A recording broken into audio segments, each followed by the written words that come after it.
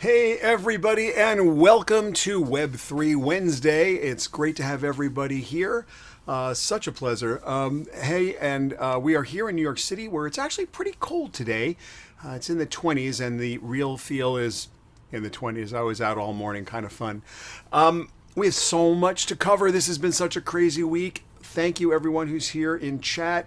Please tell me who you are, where you are. Tell each other what you do. As you know, here at Web3 Wednesday, chat is where it's at. So we need you to tell me, where you are in the world. Tell everybody what you do for a living. Of course, tell us your name. That'd be awesome. So thank you, everybody, for being here today. I'm Shelly Palmer, and I'm the CEO of the Palmer Group, but I'm also, now I have to say, the professor of advanced media in residence at the Newhouse School at Syracuse University, which is kind of my super fun side hustle. We have had so much fun this last semester, and now we are doing even more interesting stuff at the Newhouse School. So if you're interested in getting involved, we are putting together the Newhouse Advanced Media Lab series. It's going to be a series of events and gatherings. Hopefully you'll be able to join us for those. They'll be virtual as well as in person. If you're interested in joining, just reach out. My email address is shelly@shellypalmer.com, and you absolutely just send me an email and we'll get you on a mailing list, and we're going to start doing these events now that we're sort of over the Omicron hump a little bit. We're going to start doing these Newhouse Advanced Media Lab series events, and I hope you'll be able to join us. We're going to look at the cutting edge of technology, media, marketing, entertainment, what's going on in Web 2, Web 3, crypto of all kinds, DAOs, DAO governance, the real interesting stuff, the stuff that just, wakes you up in the morning and gets you out of bed. So I hope you'll join us.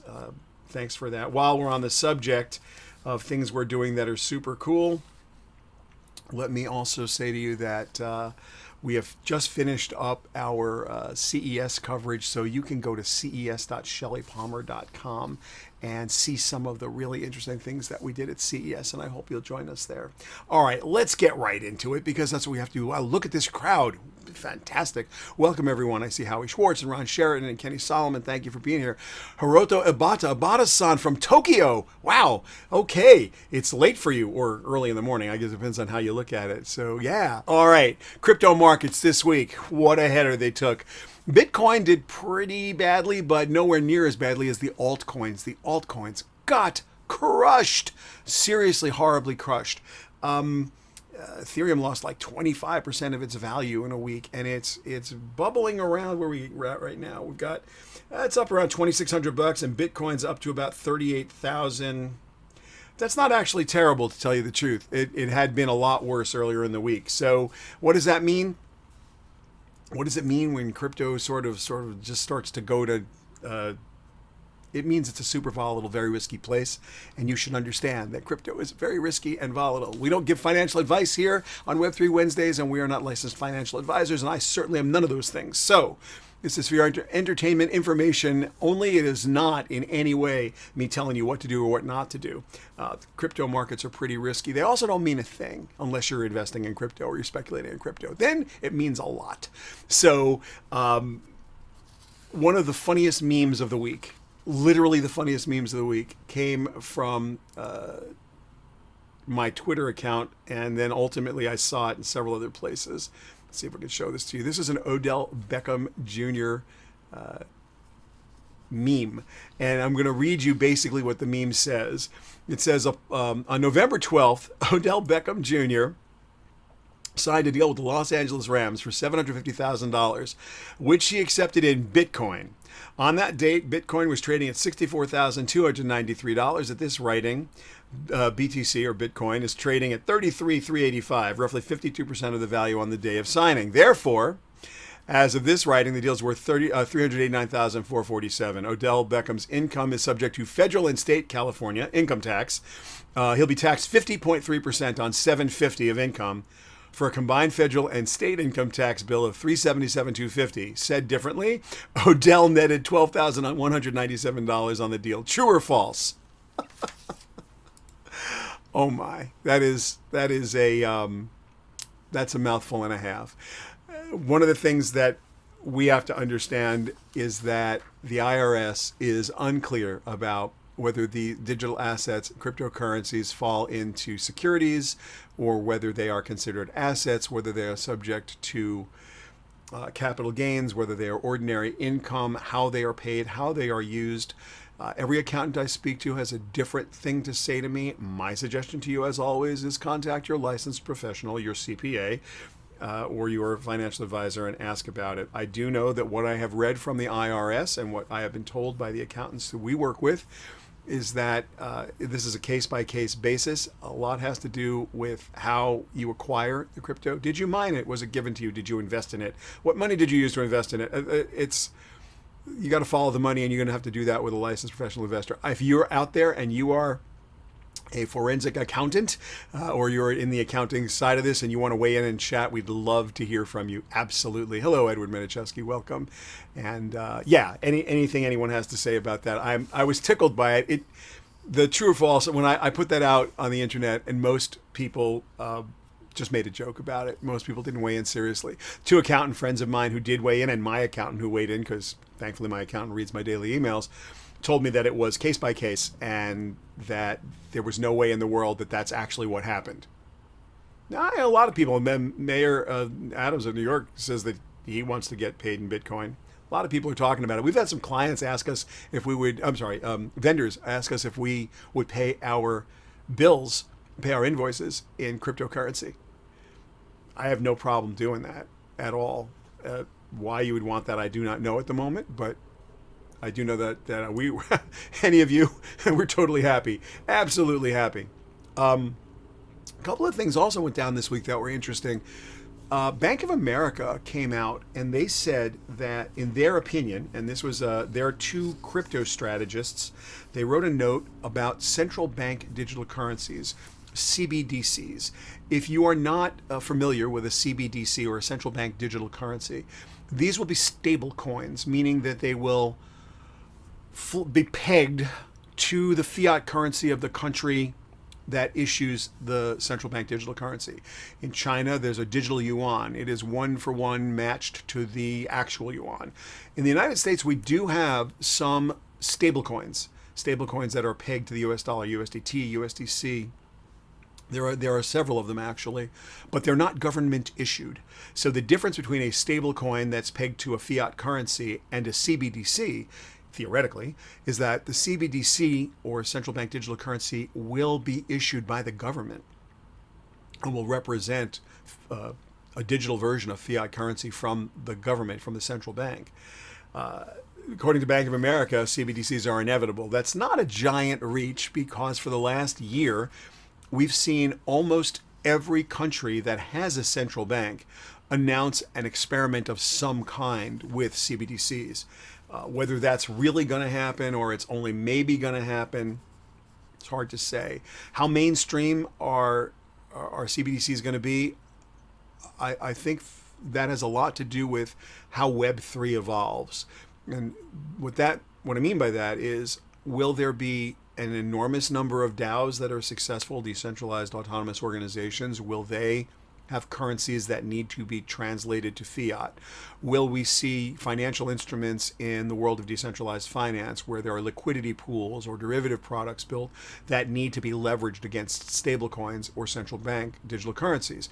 Because to create liquidity, you need something that in some way, somehow can get exchanged in a liquid form, and there's nothing more stable than a US dollar when it comes to that. So how is that all going to work? We're going to see. And for anyone who is telling you they know exactly how this is going to play out, they don't. Nobody does. But it's real clear that a lot of governments are thinking about putting digital currency in the marketplace. Some people call it programmable money. I don't care for that particular way to describe it, although it's pretty accurate. All cryptocurrency is theoretically money you could make programmable by assigning it to a smart contract, making an NFT and a smart contract that would do something automatically and move currency around once the contract's terms and conditions are met. This week, we also heard our friends at YouTube tell us that they're thinking very hard about getting into it. They want to get into NFTs. How mainstream can it go? Financial Times says that Meta is on its way to developing its own NFT platform or support for it. Samsung has got an NFT display platform in their new TV sets. They announced that at CES. So there's a lot of people who are getting deep into this right now. And it's interesting too, because the same week that we see YouTube say, yeah, we're thinking about it, and Facebook saying, yeah, we're thinking about NFTs and how to display them and how to create marketplaces and what we might do, you get Instagram that's decided, you know what, maybe TikTok's onto something. Maybe we should be paying our creators in some interesting way. Maybe we should create a subscription service for our creators, the way OnlyFans does. And so they're going to start to experiment with letting certain creators charge subscriptions. Now, right now, that, of course, will be in fiat currency. But does it need to be? Interesting question. Would I be willing to create either a token or a coin, the difference being that a token is on someone else's blockchain and a coin is on a blockchain of my own?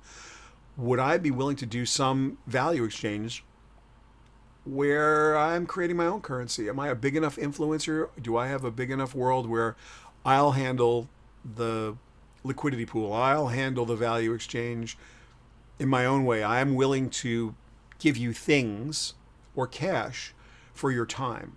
So this is like a weird twist on engage to earn, or engage or learn to earn, or play to earn, or watch to earn. Any different way you can think to engage either a viewer, an audience member, a partner.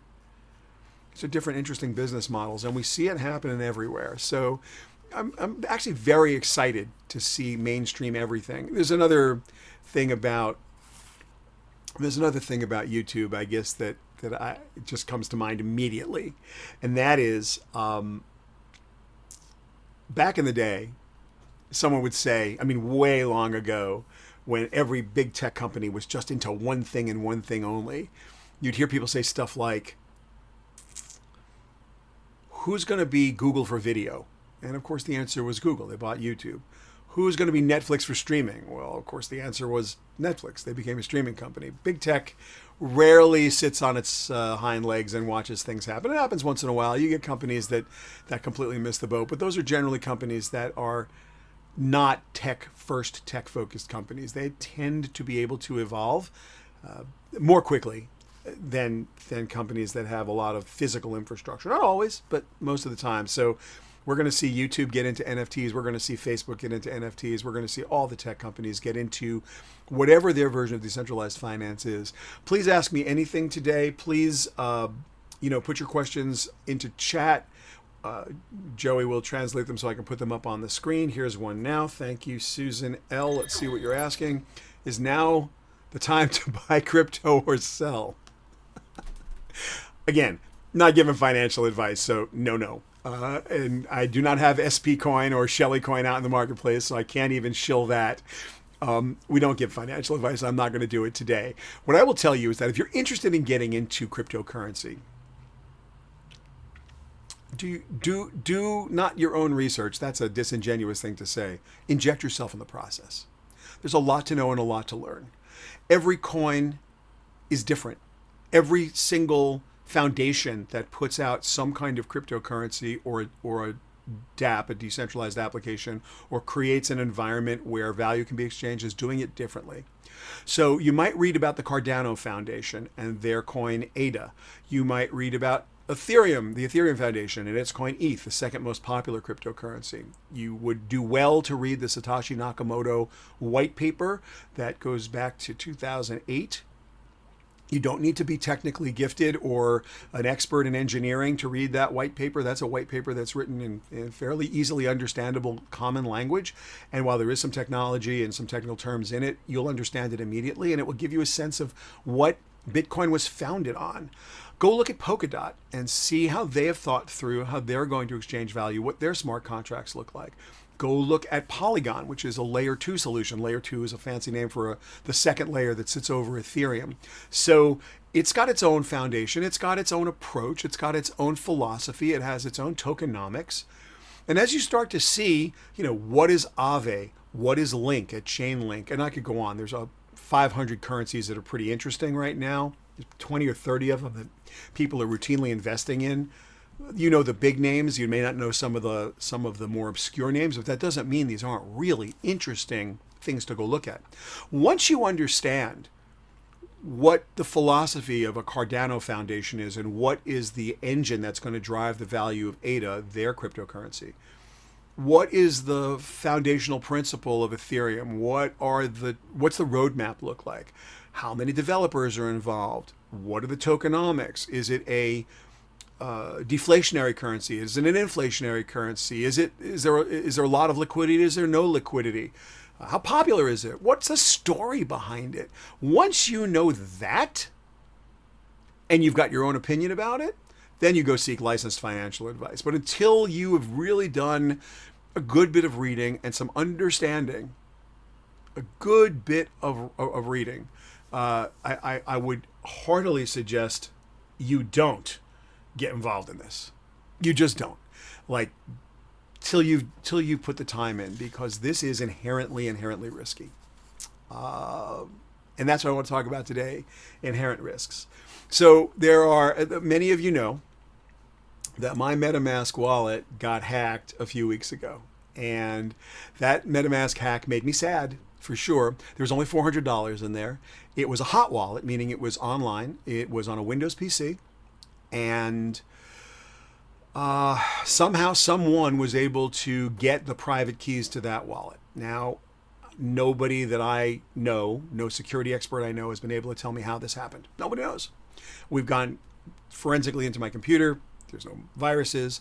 No one had any kind of key logging. No one looked at my clipboard. No one, and I've got an update for you. That's why I brought this up. I have a real update for my Metamask hack. So the best practices for all of your crypto is to put it in a hardware wallet so that you take custody of your crypto, you take custody of your NFTs, and there are several ways you do that. The hardware wallets that are most popular are the Ledger Nanos and the Trezor Model T, I think, is the most popular, and maybe the most expensive, but one of the really truly best in class is a wallet called the Grid Plus Lattice, which is like $400. It's twice the price of the next cheapest thing you could get. But they have these things that are called safeguards that this actually is a wallet. They're $20 a piece. So once you get their $400 hardware, $20 per wallet, and you have as many wallets as you want, and they're all totally offline. So it's a really secure system. You can add Gnosis Safe to it. If you don't know what Gnosis is, look it up. You can put a multi-signature wallet into that environment too. All of a sudden, you are about as secure as you can be. When my wallet was hacked in mid-December, I had $400 in there. I was left with $4 basically. They took everything but $4. But ShellyPalmer.eth, which is my ENS domain name that I got from Ethereum Name Services, was attached to the wallet. Now, they didn't steal ShellyPalmer.eth, the name, even though it's an asset of that wallet. They didn't steal it because it would cost money to move it. And the hackers weren't really interested in any way. The hackers weren't interested in spending money to steal anything from me. They weren't going to hold it ransom. We really believe it was a bot that went in there and got what was in the wallet. Now, many of you know that I've been mining Ethereum, and that I do the Ethereum mining in order to demonstrate how it's done. And Ethereum is not really a particularly great thing to be mining right now. It's not a great thing to be doing anything with right now. But here's my Ethereum mine. It's going just fine. And this was up here. This is a new wallet number. But this was up here. We had the hacked wallet number. And there was, instead of $3.39, I just lit this thing up for just before we went on the air. You can make about $6 a day now. It's not worth the electricity. But the reason that we put this together is that we could move little bits of Ethereum from a wallet, from the mine to a wallet, show how you do it, show how a rig is set up, talk about mega hashes per second and terahashes per second, and just generally talk about all of this. There was roughly $100 left in that in the mining pool that had not been transferred to the wallet. So I lost $400 because it was stolen by the hacker. But there was still $100 tied to the wallet that hadn't been put in the wallet that could only be sent to that wallet because it was mined by that wallet. And the wallet owned shellypalmer.eth, my ENS domain name. So this hacker caused me a lot of grief because if it was a bot, the moment I would transfer the $100 and the bot would scoop it out. The hacker didn't take my .eth domain name, which made me think, okay, it's not a person, because they would have known, if I was targeted, they would have known that I would have paid the ransom on that name because I don't want anyone else to have it. So there's a bunch of things that were not adding up in any way.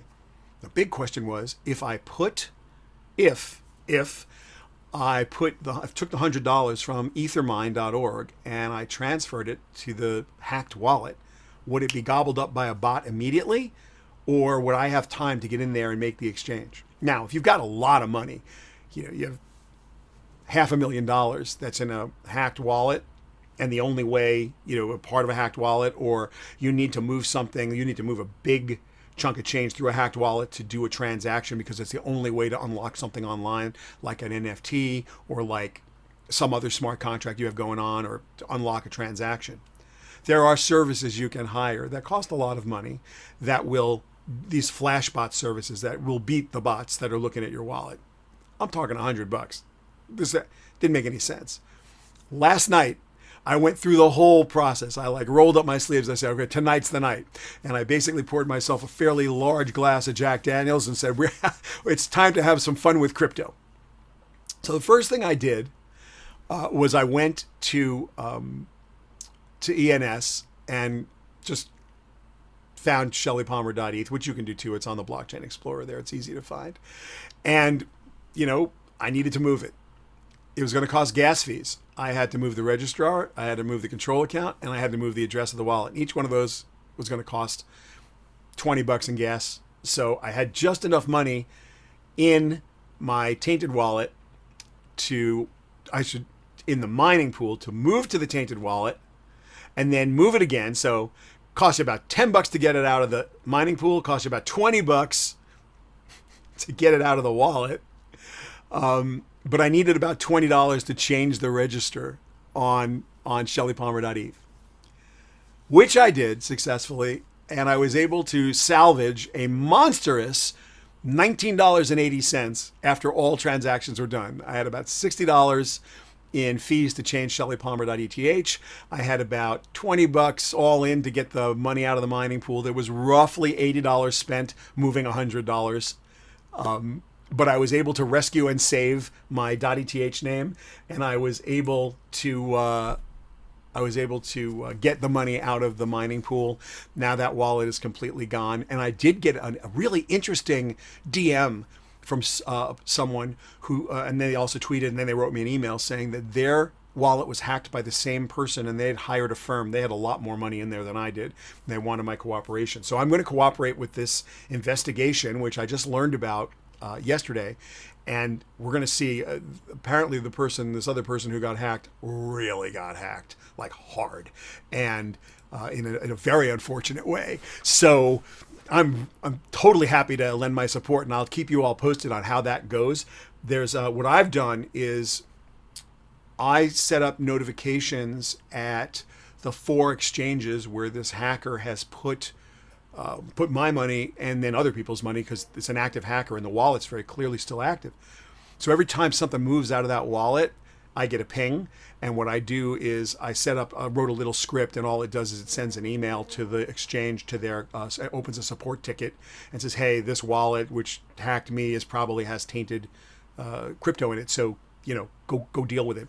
So far, no one's dealt with it. I mean, again, this is crypto. You're your own bank. You're your own investment committee. You're your own security guard. You are the vault manufacturer and keeper of the vault. You are keeper of keys. So it was a really, really interesting day yesterday from I have a question here about my hardware wallet.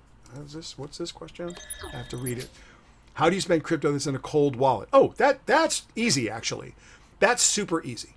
So what a great question. And thank you for asking that. That's a great question. BL, I assume that's BL Oakman. Thank you. Welcome and thank you.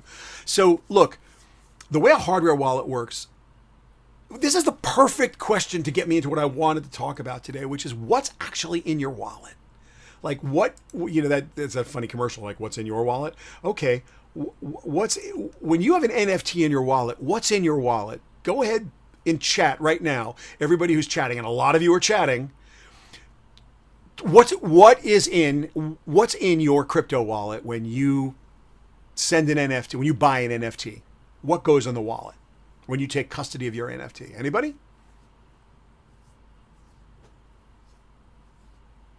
I'm waiting. Chat, chat, chat. I can see you all there. There's so many of you here. Come on, come on, come on. You can do it. Not you, Joey. You know the answer. David Goldsmith, David Sharmats, Andy Denemark, anybody, Paul Candelaria. Somebody tell me what's in my wallet when I do an NFT. All right, no one's going to tell me. I'm going to tell you. It's your private keys are in your wallet and nothing else. An NFT is a smart contract. The only thing in your wallet are your keys. Welcome to, yes, Justin, correct. Your keys, that's right. And it's not even a pointer. It's in your wallet are your private keys, and your private keys unlocks. Your private keys unlock. That's it. That's what they do. Your private keys unlock your transactions. Anyone with your private keys can get anything in your wallet, no matter what. So, what is the difference between a hardware wallet and a hardware wallet and a software wallet, or a hot wallet and a cold wallet? It's the vulnerability of your keys. And what happens when you use a hardware wallet, what I love about the Grid Plus Lattice is that it's got a screen. It's got a 5-inch screen on it. You do your transaction. You can use a software wallet like Metamask as the gateway. So you have the ease of a browser extension. But when you confirm the transaction in Metamask, nothing happens. Your hardware wallet lights up and it says whether you have a Ledger or a Trezor or a Grid Plus or any other hardware wallet, doesn't matter what it is, it lights up and says, do you want to approve this transaction? So that there's no keys stored in the software wallet. The hot wallet does not have your private keys and cannot do a transaction. It can initiate the transaction. You can even confirm the transaction there, but it's not real until you go to your hardware wallet and you release access to your private keys. That's the beauty of this. And so they're really offline. And I took the smart card out from my grid to show you. I have a couple of these. They live in safe deposit boxes. There are a bunch of wallets on here. You can put, I think, 5 wallets a card, 5 wallets per 5 different wallets on each one of these. That's all there is. Don't need anything else. So yeah, keys are offline for all intents and purposes. Now I was told, and people are going to argue with me about this, and I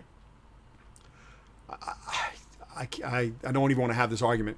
I was told by 5 different security experts who have reached out to me, and the first question they ask is Mac or PC.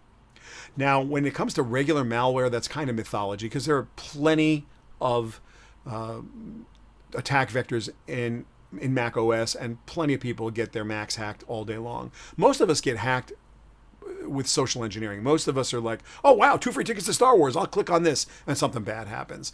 And if some other people get hacked because something happened way upstream or way downstream and found its way to you, one of your suppliers, one of your vendors, somebody got a Trojan, someone got some kind of web crawler or a bot in there. And Mark Ryer, the name of their wallet is Grid Plus Lattice, GRIDPLUS.io. It's a really, really nice. It's a really nice. The company's great. The customer service is amazing. The system is pretty fantastic. I have nothing but good things to say about these guys. It's pretty much the recommended wallet from like MetaMask. Here's mine. This is mine right here. And I just turned it on for you just so you could see it. And when you have the smart card, if you decide, like, it's got all the wallets inside of it, and if you decide to use the smart card, you can put it in, and now it's going to ask me it's going to want to know the PIN number for this, which I'm not going to tell it because you guys don't need to see my PIN number. But that's a whole other separate set of wallets. So theoretically, there's a whole bunch of wallets in here, but you could also add as many more as you want. And these end up being like literally $20 a piece. and you can put a bunch on there. So this is like super secret. This is James Bond style stuff, right? This does nothing if you don't want it to. If you have something on this, card, and of course, the smart money says you don't have one of anything.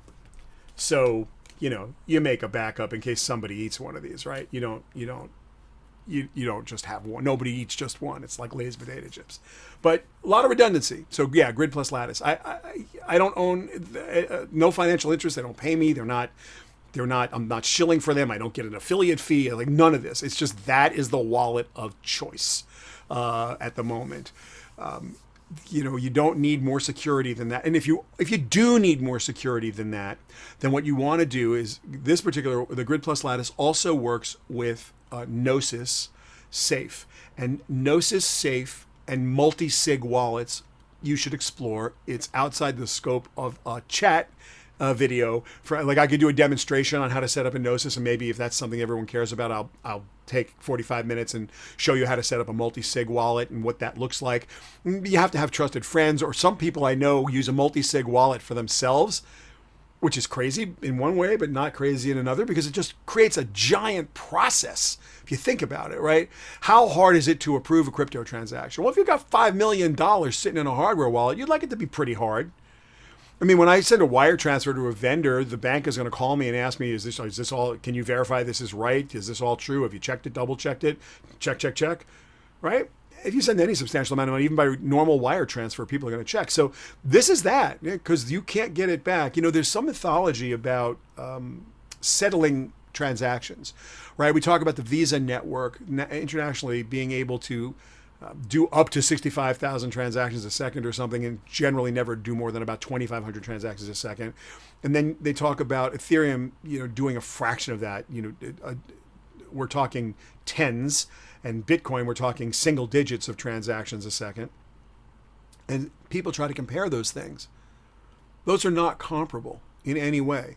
When you settle a Visa card or a MasterCard transaction at a store, I walk into the drugstore and I give them my credit card and they run it in the machine. It goes, ding, take your card. That's not a settled transaction. Not in any way.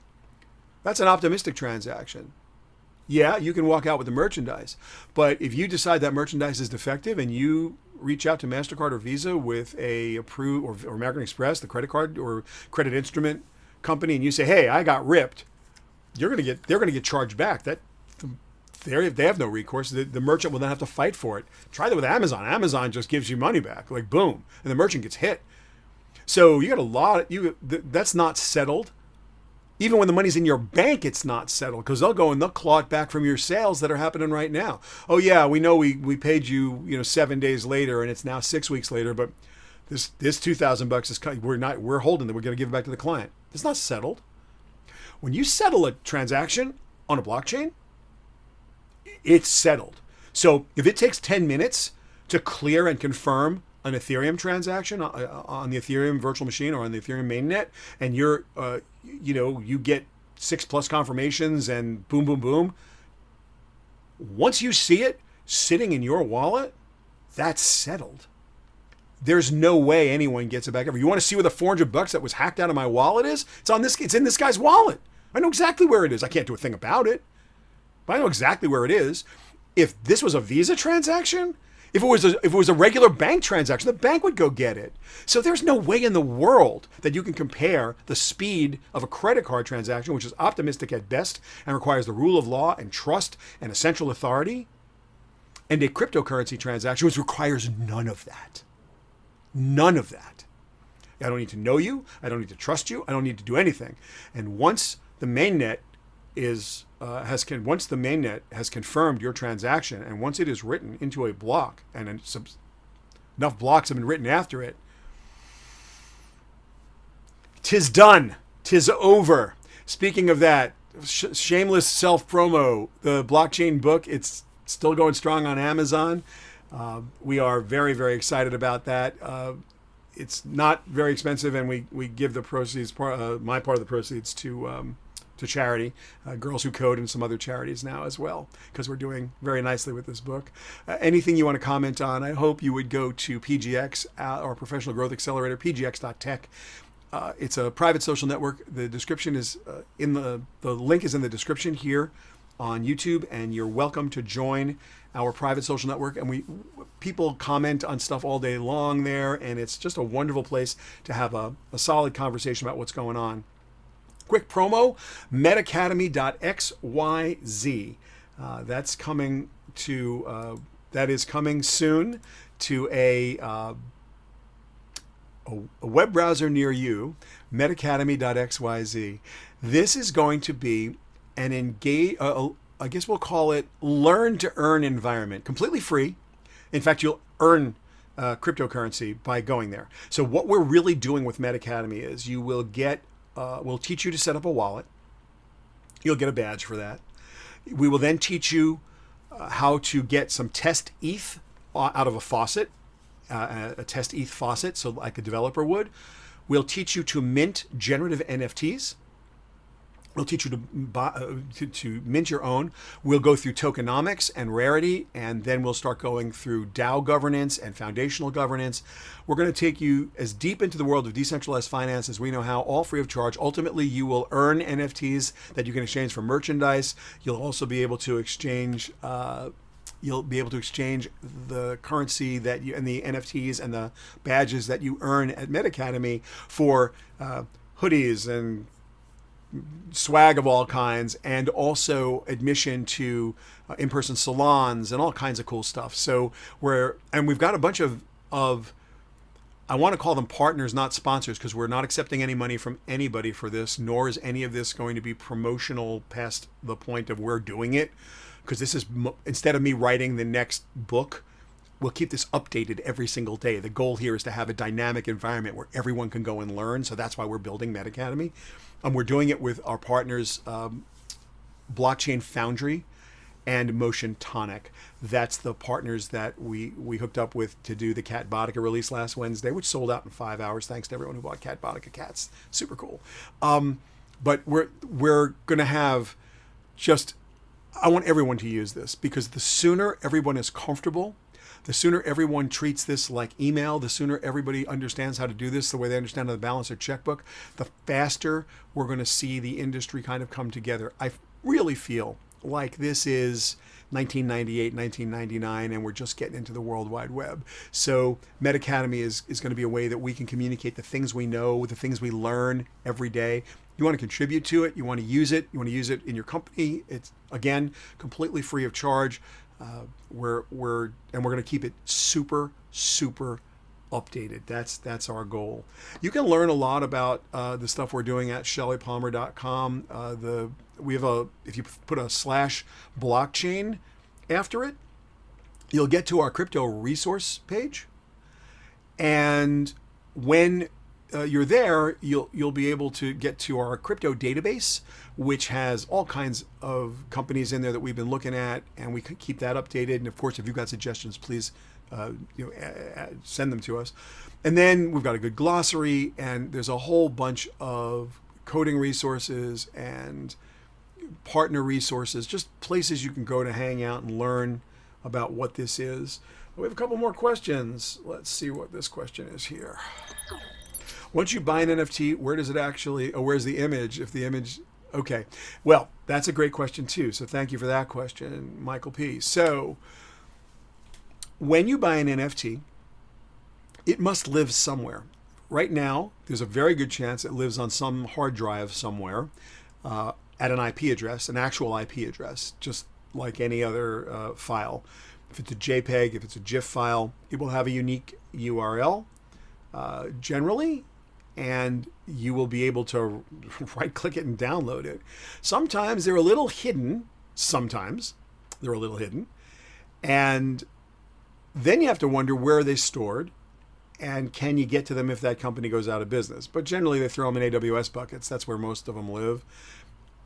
Again, it's your proof of ownership on the blockchain that's meaningful.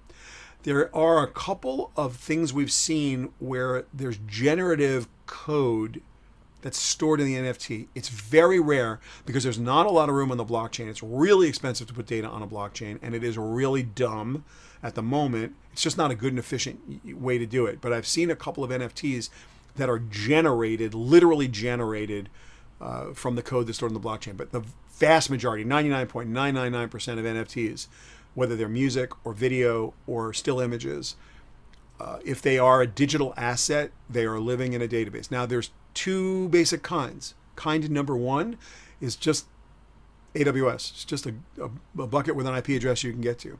The other would be a distributed database or a mesh network database like IPFS, the Interplanetary File System. IPFS is a distributed, decentralized database. Basically, it's a peer-to-peer network. And it is a peer-to-peer network or a mesh network, and there's little bits of your stuff everywhere. Once it gets downloaded, it starts getting stored and cached around the peer-to-peer network, around the mesh network. IPFS there is no IP address per se. You have to pin an IP address to it. Why? How can you have an IP address if the asset is on 500 computers? You can have a content ID. So there you have an index that indexes the content IDs to an IP address that gets pinned. We have a lot of writing on that. There is an article at shellypalmer.com. Joey, you could probably throw that in chat, and you could find it in the book, and you could find it at shellypalmer.com. I think it's called What You Should Know About Web 3, and I did a Web 2 and a Web 3 web page of the same page. The article's in both places. And so you see, I use Pinata, I think, to pin the IP address. So you'll be able to see, there's no difference in the way you consume the page, but there's a dramatic difference in how it's stored, where it lives, what its provenance is, and what you can do to change it, what's required to update it. Long answer to your short question, which is, where are your NFTs? They're either in a database, in a bucket somewhere, or you just put the title in, Joey. I just get the real title and throw it in there. Yeah, Web3, things you should know. So yeah, that's what is happening. Your NFTs are either on IPFS or something like IPFS, or they're in a good old-fashioned database. And honestly, right-click it and store it on your hard drive, because that's not the cool part. Cool kids part is that you have the ownership, and if you transfer that ownership, if there's a secondary market royalty written into the smart contract, if you bought something that you can profit from, or if there's a primary market that you own and you're going to sell it, then you've got an asset you can sell. The proof of that ownership is what's on the blockchain. The keys to that transaction are in your wallet, nothing more. So you are, at the moment, if you're an NFT owner, you own your private keys, which you keep secret, your public address, which is uses your private keys and the blockchain to create the unique NFT contract address. There is your provenance of ownership, and you should basically take your assets and enjoy them, because everyone else can too. Remember, NFTs don't have to be in any way about digital assets. They are usually, it's Bored Apes and it's Catbotica Catbots and everything else in the world. Sure, you can have it's NBA Top Shot, which aren't quite exactly NFTs. They're close to NFTs. There's plenty of artwork, smart contracts, artwork, wallets. You need all three. But the most important part is your private keys are private, and the blockchain has a recording of your ownership. Then you can share in the value created by owning that NFT, that digital asset. It could be a physical asset. That NFT could say you own a house. That NFT could say you own a car. That NFT could say you own a can of Coca-Cola. It's a smart contract that says you own this. We have certified that you own it, if we were told the truth. That's certified.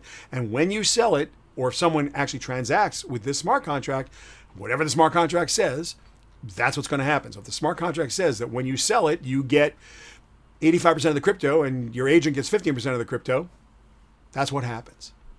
No magic, except I think that's magical, because it hasn't really been possible ever before. So if you can think of some new business models, go for it. Again, I'd love you to email me, Shelly@shellypalmer.com, with any ideas you have. This is such a cool time. Yeah, we're learning. We're losing some money. We're making some money. Crypto is going up. It's going down. NFTs are getting hacked or not getting hacked. Craziness is going on. OpenSea was giving back money to people who got their Bored Apes sold out from under them at a fraction of what they were worth. There's all kinds of insanity going on right now. That's the coolest part. The coolest part is just how crazy all this is. So no, Metacademy is not on our website yet. It isn't. I apologize, but we will. I promise you we will get Metacademy up, and when it's running, just send us an email. Send me an email, Shelly@ShellyPalmer.com. We'll put you on the waiting list. You can go to metacademy.xyz. There's a sign up for the mailing list there if you want to, or again, just come to just send me an email. I'm totally happy to hook you up. And with that, I just want to thank you. You know, every single week, I just love doing this. And what a great crowd. I mean, super fantastic. So keep the questions coming, please. You don't need to be here to ask the questions. And we will absolutely look forward to seeing you.